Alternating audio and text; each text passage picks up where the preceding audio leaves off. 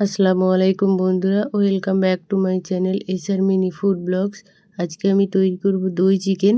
তার জন্য আমি 550 গ্রাম চিকেন নিয়ে নিয়েছি, 200 গ্রাম টক দই নিয়েছি এবং সমস্ত মশলা নিয়ে নিয়েছি।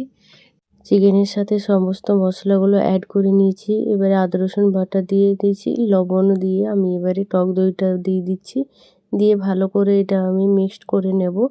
তো এখন আমার মিক্সড করা হয়ে গেছে। এর সাথে আরেকটা জিনিস আমি অ্যাড করছি, পেঁয়াজ ভাজা, যেটাকে আমরা বেরেস্তা বলে থাকি। তো ওটাও আমি এর সাথে অ্যাড করে নিচ্ছি, কারণ ওটা দিলে টেস্টটা আরও ভালো আসে। তো পেঁয়াজ ভাজাটা দিয়ে আমি ভালো করে আরেকবার মাখিয়ে নিয়ে এটা ম্যারিনেট করে রেখে দেবো মিনিট 10 জন্য। দেন আমি নেক্সট পেঁয়াজ কুচিও নিয়ে নিচ্ছি রান্নাটা করার জন্য। কড়াইয়ে অল্প তেল দিয়ে গোটা মশলাগুলো দিয়ে দিচ্ছি, দারচিনি, এলাচ, লং এবং তেজপাতা দিয়ে আমি ওটা হালকা করে ভেজে নিচ্ছি। ভাজা হয়ে গেছে এখন আমার, স্মেলটা যখনই আসবে তো তখনই আমি এবার পেঁয়াজ কুচিগুলো দিয়ে দিচ্ছি। পেঁয়াজ কুচি দিয়ে আমি ভালো করে এটা নাড়িয়ে নেব। দেন আমি চিকেনটা দিয়ে দিব।